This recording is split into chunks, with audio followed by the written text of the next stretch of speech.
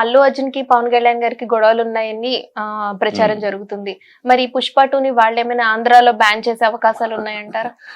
ఇంకేమన్నా ఇలాంటి సినిమా ఇప్పుడు Allu Arjun is not Telugu hero. ఇవాళ Arjun is pan India hero. కేరళలో almost one of the hero. తమిళనాడులో almost one of the hero. So ఇన్ని భాషల్లో ఉన్నాడు, అతను ఏం చేయాలి? కేరళలో ఏం చేస్తారు? ఏ పిచ్చి మాటలు. ఒక సినిమాని ఈ ఫ్యాన్స్ గొడవలు ఏమి చేయలేరు. ఈ fans are not the total audience. ఈ ఫ్యాన్స్ ఓన్లీ ఒక పర్సంటేజ్ అంటే just meagre percentage. They are not the major percentage. వీళ్ళు బాగుంటే 1-2 సార్లు చూస్తారు ఫ్యాన్స్ అని, బాగాలేకపోతే 3వ షోకి రారు వీళ్ళు. ఎన్నో చూసాం మనం. పెద్ద పెద్ద సినిమాలు కూడా పెద్ద హీరో అయినా సరే, ఎంత అభిమానులు ఉన్నా ఆ సినిమా బాగా రెండో రోజుకి మ్యాట్నీ ఫుల్ కాదు కనుక ఈ ఫ్యాన్స్ అనేవి ఉన్నాయి. అరుపులకి కేకలకి హడావిడికి తప్పితే ఒరిజినల్ ఆడియన్స్ వాళ్ళు కాదు. సినిమా ప్రేమికులు అనేవాళ్ళు చాలా మంది ఉన్నారు, లక్షల మంది ఉన్నారు. వీళ్ళు percentage, major percentage cinema lovers. వాళ్ళ సినిమా అనేది వాళ్ళకి ఎంటర్టైన్మెంట్. సినిమాని అంతగా ప్రేమించి ప్రేక్షకులు నాకు కోట్లాది మంది మనకు ఉన్నారు. వాళ్ళ పాయింట్ ఆఫ్ వ్యూలో ఈ సినిమా వెళ్తుంది, ఈ ఫ్యాన్స్ పాయింట్ కాదు. కనుక వాళ్ళెవరు బ్యాన్ చేయాలని కోరుకోరు, వీళ్ళు అనుకుంటారు. మనం ఈ మెగా ఫ్యామిలీకి అల్లు అర్జున్ కి గొడవలు ఈ ఫ్యాన్స్ మధ్య ఉన్నవారు ఎప్పటి నుంచో చూస్తూ ఉన్నాం మనం ఈ సోషల్ మీడియాలో. కానీ ఒకవేళ వీళ్ళ మధ్య ఏ గొడవలు లేకపోతే వాళ్ళు బయటకు వచ్చి ఏ ఆడియో ఫంక్షన్స్ లో కానీ లేదంటే వచ్చి మా ఫ్యాన్స్ మధ్య వారిని వాళ్ళు ఎందుకు ఆపడం లేదు? అదే చేయాలమ్మా బుద్ధి. నేను చాలాసార్లు చాలా ఆ విషయం జరిగినప్పుడు కూడా చెప్పాను, ఇది తప్పు. రాజేసింది ఈ వీళ్ళిద్దరి మధ్య చిచ్చు రాజేసింది ఎవరు? నాగబాబు. ఇప్పుడు అతను వెళ్ళాడు, ఎన్నికలకి వెళ్ళాడు, తన ఫ్రెండ్కి ఇచ్చిన మాట, స్నేహధర్మం కోసం ఇచ్చాను మాట కోసం వెళ్ళాడు. వెళ్ళినప్పుడు కూడా చెప్పాడు, నాకు ఏ పార్టీకి సంబంధం లేదు, కేవలం నా స్నేహితుడి కోసం నేను వెళ్ళాను అని చెప్పాడు. దాన్ని గౌరవంగా స్నేహధర్మం పాటించాడు, అప్రిషియేట్ చేయలేదు. స్నేహితుడి కోసం అని ఒక మాట ఇచ్చిన మాట కోసం వెళ్ళాడు, గౌరవం వదిలేయాలి. ఇప్పుడు అందుకని అమితాబ్ విషయం కూడా, Amitabh great star. Amitabh Bachchan Gujarat vibrant Gujarat అనే ప్రోగ్రామ్కి, మోడీ గారు ప్రోగ్రామ్కి ఈయన్ని అంబాసిడర్గా ఉండమన్నారు. ఈయన మరి కాంగ్రెస్ సపోర్టర్ అయినా సరే అడిగితే ఆయన ఆ పార్టీ పొలిటికల్ పాయింట్ పక్కన పెట్టి యాక్సెప్ట్ చేశారు. అదే టైంలో జయా బచ్చన్ పార్లమెంట్లో మోడీ గారిని విమర్శిస్తూ ఆవిడ మాట్లాడింది. ఆవిడ కాంగ్రెస్ ఎంపీగా మాట్లాడింది. ఇలాగ ఆడియన్స్ జర్నలిస్ట్ అడిగారు, ఏమండి మీరేమో మోడీ గారి వైబ్రెంట్ గుజరాత్కి అంబాసిడర్గా వెళ్ళి తిరుగుతున్నారు, మీరు పబ్లిసిటీ చేస్తున్నారు, మీ వైఫ్ ఏమో మోడీ గారు తిరుగుతూ పార్లమెంట్లో మాట్లాడింది అంటే ఆయన ఏమన్నంటే చాలా గౌరవం, అది పెద్దరికం అనేది. ఆయన ఏమన్నంటే అదే ఉంది అమ్మాయి అభిప్రాయం. నాకు వైబ్రెంట్ గుజరాత్ గురించి చెప్పినప్పుడు, మోడీ గారు చెప్పినప్పుడు విన్నాను, దాని గురించి చూశాను, నాకు బాగా నచ్చింది, ఇది ప్రజల్లోకి తీసుకెళ్ళాలి అనే ఇది నాకు కలిగింది, అందుకని నేను యాక్సెప్ట్ చేశాను. ఆవిడ కాంగ్రెస్ ఎంపీగా కాంగ్రెస్ సిద్ధాంతాన్ని కట్టుబడి ఆవిడ మాట్లాడుతుంది. సో దీంట్లో అందుకని మేము ఇద్దరు విడాకులు తీసుకోవాలి, ఇప్పుడు what non sense your talking అని అన్నాడు. అంతే, దెబ్బకి ఆవిడ అభిప్రాయం అంటే నా అభిప్రాయం నాది.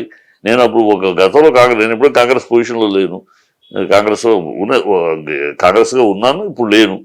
కాకపోతే ఆయన అడిగారు, పెద్ద ఆయన అడిగినప్పుడు నాకు నచ్చింది, నచ్చకపోతే వెళ్ళేవాడిని కాదు. ఆయన అడిగారని నచ్చింది, ఆ ప్రోగ్రామ్ నచ్చింది, బాగుంది. సో నేను ప్రజల్లోకి తీసుకెళ్ళడానికి నేను ఉపయోగపడతానంటే సంతోషపడ్డాను, వెళ్ళాను. అలాగే అమ్మాయి వాళ్ళ పార్టీ కోసం మాట్లాడింది. దీంట్లో కాంట్రవర్సీ ఉంది, ఎందుకు మీరు దీని గురించి మాట్లాడతారు, మేము ఇద్దరు విడాకులు తీసుకోవాలంటారు ఇప్పుడు దీనికోసం అని అన్నాడు సరదాగా. దాంతో సైలెంట్ అయిపోయి, ఇది పెద్దరికం. అదే పెద్దరికంగా ఆనాడు నాగబాబు గారికి మాట్లాడుంటే ఏదో ఏముంది, తన ఫ్రెండ్స్ కోసం వెళ్ళాడు, సాలిడ్, దానివల్ల ఏముంది, అది వెళ్ళాడు, చెప్పేశాడు కదా ఏ పార్టీకి సంబంధం లేదు నాకు అని, ఇంకా దాని గురించి ఎందుకని అని ఉంటే పోయేది. అనవసరంగా ఆయన వెళ్ళినవాడు నావాడైనా మావాడు కాదు, మావాడు ఈ మావాడు మా పరాయి వాడు అని మాట్లాడారు. అర్జున్ గారు కూడా ఒక ఆడియో ఫంక్షన్ లో నేను చెప్పను బ్రదర్ అని అనడం కూడా కొంచెం కాంట్రవర్సీ అయింది. అది కాంట్రవర్సీ చేశారమ్మా. ఇప్పుడు మీడియా చేస్తే యాక్చువల్గా అతను ఏమన్నాడు, అక్కడ ఎవరో ఆ ఫంక్షన్ కి పిలిచారు, వస్తావో రావో అనుకున్నాము, అని అంటే అప్పుడు దానికి సమాధానంగా తను మాట్లాడుతూ నేను కావాలనుకుంటే ఎక్కడికైనా వస్తాను, నాకు నచ్చితే ఎక్కడికైనా వస్తాను అని ఆ సందర్భానికి సంబంధించి వాళ్ళు ఈయన పిలిచింది అమ్మాయి, వస్తాడో రాడో అనుకున్నాను, వచ్చారు సంతోషం అని అమ్మాయి అంటే దానికి కౌంటర్ వస్తాడో రాడో అనుకోకుండా నాకు నచ్చితే ఎక్కడికైనా వస్తాను అన్నాడు. దాన్ని దీనికి అట్రిబ్యూట్ చేసి మీడియా చేసిన గోల తప్పితే యాక్చువల్గా అతను నాట్ ఇంటెన్స్డ్. అంటే ఇది వాళ్ళే పెద్దవాళ్ళే, ఎందుకంటే ఒక్కటి మినిమం కామన్ సెన్స్ ఉంది. ఈ ఫ్యాన్స్ కొట్టుకుంటాం వల్ల ఎవరికి నష్టం? ఘట్టమైన ఫ్యామిలీకి నష్టమా, నందమూరి ఫ్యామిలీకి నష్టమా, అక్కినేని ఫ్యామిలీకి నష్టమా, ఇంకే స్టార్ హీరో ఫ్యామిలీకైనా నష్టమా? మీకే కదా, మీ ఫ్యామిలీలో ఉన్న బావమరుదులు మీరే కదా, మీరు కొట్టుకుంటే నష్టం ఎవరికి? మీకే కదా. మినిమం కామన్ సెన్స్ ఇది. మనం నష్టపరుచుకుంటూ మన ఫ్యాన్స్ రెచ్చగొట్టేందుకు అని వాళ్ళు అనుకోవాలి. సో వాళ్ళకు ఉందని అంటున్నారా మీరు? ఉండకపోతే నాగబాబు ఎందుకు అంటాడు? కాదు కాకపోతే ఆ రోజే నాగబాబు అన్నప్పుడు చిరంజీవి గారు కండెమ్ చేశారు, అందుకని ఇమీడియట్ గా ట్వీట్ తీసేశారు నాగబాబు, దాన్ని ఆయన కండెమ్ చేశారు. అట్లా ఇప్పుడు కూడా నా ఉద్దేశం వీళ్ళని ఈ ఆపండి, నాట్ స్టాప్ తీస్తారు ఒక్క మాట చిరంజీవి గారి లెవెల్లోనూ, లేకపోతే కనీసం నాగబాబు రగిలిచ్చాడు కనుక నాగబాబు అయినా వదిలేండి దీని గురించి మీరు అనేది ఫ్యాన్స్ ని హ్యాండిల్ చేస్తుంది నాగబాబు హ్యాండిల్ చేస్తాడు. సో నాగబాబే స్టార్ట్ చేశాడు, ఇగ్నైట్ చేశాడు ఆ ఫైర్ ని, తనే క్లోజ్ చేసేస్తే గౌరవం. వరుణ్ తేజ్ గారు కూడా మొన్న ఈ మధ్య ఒక రీసెంట్ ఇంటర్వ్యూలో మనం ఎవరి వల్ల ఎదిగామనేది పేరు మర్చిపోకూడదు అని ఇలాంటి వ్యాఖ్యలు చేశారు. అది వరుణ్ తేజ్ కి ఫుల్ అవగాహన లేదు, ఎవరి వల్ల ఎవరు గెలిచారు, ఎవరు ఎదిగారు ఆ లెక్క చూసుకుంటే వరుణ్ తేజ్ ఎవరి వల్ల ఎవరు అని ఇద్దరు ఒకళ్ళ వల్ల ఒకళ్ళు. అల్లు రామలింగయ్య గారు అనే వ్యక్తి లేకపోతే, అరవింద్ లేకపోతే మీ ఎదుగుదల ఎంత ఉండేదా? మీరు వచ్చినప్పుడు ఇండస్ట్రీకి అడుగు పెట్టినప్పుడు వాళ్ళ బాబా పెదనాన్న అడుగు పెట్టినప్పుడు వరుణ్ తేజ్ తెలుసుకోవాలి. వాళ్ళ పెదనాన్న ఇండస్ట్రీలో అడుగు పెట్టినప్పుడు అప్పటికి అల్లు రామలింగ గారు ఒక బ్రాండ్, అప్పటికి అల్లు అరవింద్ ఒక ప్రొడ్యూసర్. నువ్వు వచ్చావు, ఇండస్ట్రీకి వచ్చావు, ఆ ఇంటి అల్లుడు అయ్యేటప్పటికి నీకు ఇండస్ట్రీ మొత్తం స్వతమైంది. ఎందుకంటే అప్పటికి అల్లు రామలింగ ఇండస్ట్రీలో పెద్ద మనిషి, అందరికీ బాగా. సో అందువల్ల నువ్వు సొంతం అయ్యావు ఇండస్ట్రీకి. లేకపోతే మామూలు ఆర్టిస్ట్ గా నువ్వు సక్సెస్ అయ్యాడు, స్టార్ అయ్యేవాడు, అది కాదట్లా. కానీ అల్లు రామలింగయ్య గారి పేరు నీకు ఆ కుటుంబానికి అల్లుడు అవటంలో ఇండస్ట్రీ మొత్తం నీకు మా సొంతం అయింది. సొంతం అయ్యటం నువ్వు నీ ఎదుగుదలకు ఉపయోగపడింది. నీ ఎదుగుదలకి నీ బావమరిది అరవింద్ ఎంత బ్రెయిన్ వర్క్ వెనకాల మేధస్సు ఎంత ఉందో మా లాంటి వాళ్ళకి తెలుసు. మొదటి నుంచి ఉన్నవాళ్ళు, ఆ రోజు నుంచి చిరంజీవి అడుగు పెట్టిన రోజు నుంచి చూస్తున్న వాళ్ళు మాకు తెలుసు ఎంత మేధావితనం, అతని వెన్నెముకలాగా ఎంత అండగా నిలిచాడు. ఎప్పుడు రామారావు గారు రాజకీయాలకు వెళ్తే ఆ గ్యాప్ ని ఎవరు కాకుండా చిరంజీవి ఆ గ్యాప్ అందుకుంటానికి ఆయన ఎలాంటి మాస్టర్ ప్లానింగ్ చేసుకున్నాడు మార్కెట్ ఇండస్ట్రీలో, ఏ ప్రొడ్యూసర్ ఏ డైరెక్టర్ ఎట్లా బ్లాక్ చేస్తే మొత్తం మా బావకు ఉపయోగించుకున్నాడు.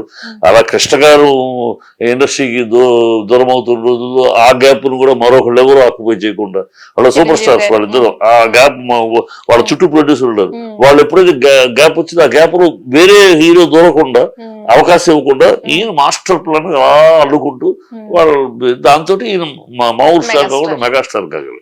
వరుణ్ తేజ్ మాట ముందు వెనక తెలియకుండా పిల్లాడు తనకి ఎవరు ఇద్దరు ఒకళ్ళకొకళ్ళు, ఒక అల్లు ఫ్యామిలీ చిరంజీవికి ఉపయోగపడితే చిరంజీవి అల్లుకి ఉపయోగపడ్డాడు. సో ఒకళ్ళకొకళ్ళు ఉపయోగం, ఒకళ్ళకొకళ్ళు ఒకళ్ళ వల్ల ఒకళ్ళు కాదు, ఒకళ్ళ వల్ల ఒకళ్ళు కాకుండా ఇద్దరు ఒకళ్ళతో ఒకళ్ళకు ఆరంభంలో అక్కడ వాళ్ళు ఉపయోగపడితే తర్వాత ఈయన మెగాస్టార్ ఈయన ఉపయోగపడదు. సో ఇది తెలియదు వరుణ్ తేజ్. సో ఏదో తను కంటే తనకు ఓన్లీ చిరంజీవిని బట్టే తను, లేకపోతే తను కాదు, చిరంజీవిని బట్టి నాకు పడతాడు. బట్ అర్జున్ అలా కాదు. అల్లు రామలింగయ్య, అల్లు అరవింద్, తను ఒక అల్లు హెరిడిటరీ ఉంది. చిరంజీవి గారి ఫ్యామిలీ నుంచి వచ్చిన ఈ నాగేంద్ర బాబు, పవన్ కళ్యాణ్ గారు వీళ్ళంతా చిరంజీవి గారి నుంచి వచ్చిన వాళ్ళు. అల్లు అర్జున్ అలాగే మీరు ఇండస్ట్రీలో అడుగు పెట్టని ముందున్న అల్లు రామలింగ గారు బ్రాండ్, అది ఒక brand Allu Ramalinga. So he has got every right to claim himself as individual కదా. ఫ్యాన్స్ కి ఎందుకు తెలియట్లేదు అంటారు? ఫ్యాన్స్ తెలియకపోవడం అదిగా చెప్పడం తప్పు నాగబాబుది. నాగబాబు అనవసరంగా రేపాడు దీన్ని. ముందు వెనక ఆలోచన లేకుండా కొంచెం తపన అనేసాడు. అలా అనకుండా ఉంటే అసలు రగిలేది కాదు. ఏదో అతని పని అతను వెళ్తూ ఉంటది. ఇదే మాట అమితాబ్ బచ్చన్ కానీ జెంట్లు గారు అన్నట్టు అదే ఉంది. తన ఫ్రెండ్స్ కోసం వెళ్ళాడు, ఇట్స్ ఓకే, దానివల్ల ఊడింది ఏముంది పోయింది ఏముంది అని ఒక మాట అనేసి ఉంటే పోయేది కదా. అలా అంటే గౌరవంగా ఉండేది, ఇంకా పెరిగేది.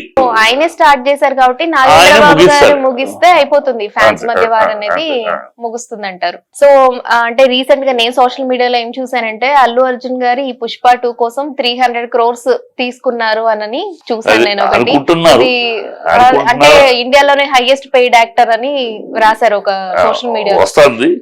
తీసుకుండొచ్చు 300 crores తీసుకుండొచ్చు. ఇప్పుడు ప్రభాస్ తీసుకుంటున్నాడు. ప్రభాస్ నేషనల్ ఐకాన్ అయ్యాడు కదా. సో ఇతని పుష్పకి మరి నేషనల్ అవార్డు వచ్చిన ఆ రేంజ్ లో 350 కాకపోయినా తీసుకుంటాం. పెద్ద అమౌంట్ తీసుకుంటాడు. పెద్ద అమౌంట్ తీసుకున్నా అర్హుడే కదా. ఇప్పుడు బ్లాక్ మెయిలింగ్ తీసి చెప్పి తీసుకుంటారు కాదు కదా. ఒక అర్హతను బట్టి తీసుకున్నాడు. మార్కెట్ ని బట్టి, దానికి ఉన్న సేల్స్ బట్టి వాళ్ళ ప్రమాణమైన సేల్స్ అయింది, విపరీతమైన. So he's eligible for that. అది 300, 350, 250 అది ఎలిజిబుల్.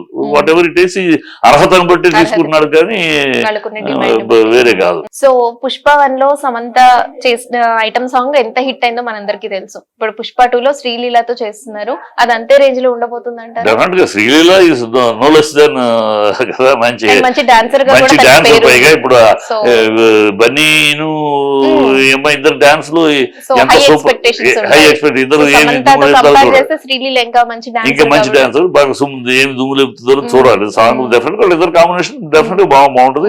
అది స్పెషల్ ఐటమ్ కనుక ఆడియన్స్ కూడా ఒక స్పెషల్ ఇంట్రెస్ట్ ఉంటుంది. సో మ్యూజిక్ గురించి ఆలోచిస్తే మనం పుష్ప 1 కి దేవిశ్రీ గారు ఒక్కటే మొత్తం కంపోజ్ చేశారు. ఇప్పుడు పుష్ప 2 లో ఒక సగం వరకు ఆయన డ్రాప్ అయిపోయి ఇప్పుడు తమన్ రిమైనింగ్ మ్యూజిక్ ఇచ్చారని మనం వింటున్నాము. సో దేవిశ్రీ గారు డ్రాప్ అవడానికి కారణం ఏంటంటారు? ఏం లేదు, దేవిశ్రీ డ్రాప్ అవటం అలాంటి పాటలన్నీ తనే చేశాడు. రీరికార్డ్ అనే తమన్ ఒక స్పెషల్ బ్రాండ్ వచ్చింది ఈ మధ్యకాలంలో. రీరికార్డింగ్ బ్యాక్గ్రౌండ్ స్కోరు తమన్ దుమ్ము లేపుతున్నాడు అని వచ్చింది. అల్లు అర్జున్ తమన్ కాంబినేషన్ లో కూడా మంచి హిట్స్ ఉన్నాయి. ప్లస్ రీరికార్డింగ్ ఇప్పుడు ఉన్నాళ్ళలో ది బెస్ట్ అనిపించుకుంటున్నాడు తమన్. ఏ సినిమా చూసినా రీరికార్డింగ్ వల్ల బ్యాక్గ్రౌండ్ స్కోర్ వల్ల సీన్స్ ఎలివేట్ అవటము అవన్నీ అతనికి మంచి పేరు వస్తుంది. సో మ్యూజిక్ స్టార్ అంటే అంతే. ఇంత పెద్ద సినిమాకి ఇంత పెద్ద దాంట్లో ఒక పెద్ద పెద్ద సినిమాలో నలుగురేసి మ్యూజిక్ డైరెక్టర్ కూడా పనిచేస్తారు దీన్ని బట్టి. ఇప్పుడు దీంట్లో పాటలు డెఫినెట్ గా దేవి బ్రహ్మాండం చేశాడు. సో రీరికార్డింగ్ చేయలేడేది కాదు. అతడికన్నా మంచి ఫామ్ లో ఉన్నాడు, మంచి పేర్లో ఉంది కదా తమన్నా అంటే. మ్యూజిక్ దుమ్ము లేపేస్తున్నాడు. రీరికార్డింగ్ అంటే సీన్స్ ని రీరికార్డింగ్ ఎందుకంటే అమ్మా సీన్స్ ని ఎలివేట్ చేయడానికి ఉన్న తీసిన కంపోజిషన్ లోంచి దాన్ని ఎలివేట్ చేయడానికి ఈ బ్యాక్గ్రౌండ్ స్కోర్ చాలా ఇంపార్టెంట్. వాళ్ళ ఆడియన్స్ లో చాలా ఇంపాక్ట్ ఎక్కువ ఉంది. ఎందుకంటే గతంలో కాదు, వాళ్ళ ఆడియన్స్ స్టీరియోఫోనిక్ సౌండ్ దాంట్లో సౌండ్ ఎఫెక్ట్స్ తో బాగా ఆడియన్స్ ఎదురు చూస్తున్నారు. మామూలుగా ఉందంటే ఎంజాయ్ చేయట్లేదు వాళ్ళు. ఉంటేనే కానీ ఎంజాయ్ చేయట్లేదు. మామూలుగా మనం అది ఇవ్వగలడు, అందుకని వాడుకోవచ్చు. దేవిశ్రీ గారు కంప్లీట్ గా జస్టిస్ చేశారు. మరి పుష్ప 2 కి ఇప్పుడు ఇద్దరు మ్యూజిక్ డైరెక్టర్లు కాబట్టి ఇది ఇంకా హై అనుకోవచ్చు. ఇంకా హై లెవెల్ లో ఉండొచ్చు. 1+1 2 అవుతుంది కదా. సో ఫైనల్ గా పుష్ప 2 గురించి మీరేం చెప్పబోతారు? Pushpa 2 it is going to be phenomenal hit అని నేను ఎదురు చూస్తున్నాను. ఫినామినల్ హిట్ అవుతుందని ఎదురు చూస్తాను. ఎందుకంటే కష్టపడి తీశారు. చాలా క్వాలిటీ కోసం రిలీజులు కూడా పోస్ట్ పోన్ చేసుకుంటూ ఇన్నాళ్ళు తీశారు. సుకుమార్ ఇందులో ఏంటంటే Sukumar is a director with sense. Director with ఆషామాషిగా ఏ సీన్ ఉండదు, పర్పస్లెస్ గా ఏ సీన్ ఉండదు. మన సుకుమార్ గారి మూవీస్ అన్ని చూసుకుంటే కూడా ఆయన ఒక్కసారి చూస్తే మనకి ఇంకా చూడాలనిపిస్తుంది. సో ఆ సినిమాలన్నింటిలో కూడా ఆ టెంపో, ఆ కాన్సెప్ట్, కంటెంట్ చాలా డిఫరెంట్ గా బాగుంటాయి. కనుక అతను బాగా తెలుసు, ఒక హిట్ కొట్టాము, ఆ హిట్ కంటిన్యూషన్ ఇది నెంబర్ 2. సో దీన్ని మనం బ్రేక్ చేయాలంటే ఆ జాగ్రత్తతో చెయ్యాలని డెఫినెట్ గా సెన్సిబుల్ డైరెక్టర్ కనుక ఖచ్చితంగా బాగా చేసి ఉంటాడు. So it will be a biggest hit of the year అని ఎదురు చూస్తున్నాను. ఇది దీంతో బ్రేక్ అయిపోతుంది ఎందుకంటే ఆర్య 2 అనేది మనకి కొంచెం ఫ్యాన్స్ కొంచెం డిసప్పాయింట్ అంటే ఆరంభం ఇయర్ ఎండింగ్ ఈ బ్యాంగ్ తోటి Pushpa 2 bang year ends. Next year మళ్ళీ రామ్ చరణ్ తో స్టార్ట్ అవుతుంది. Okay, thank you so much sir. Thank you.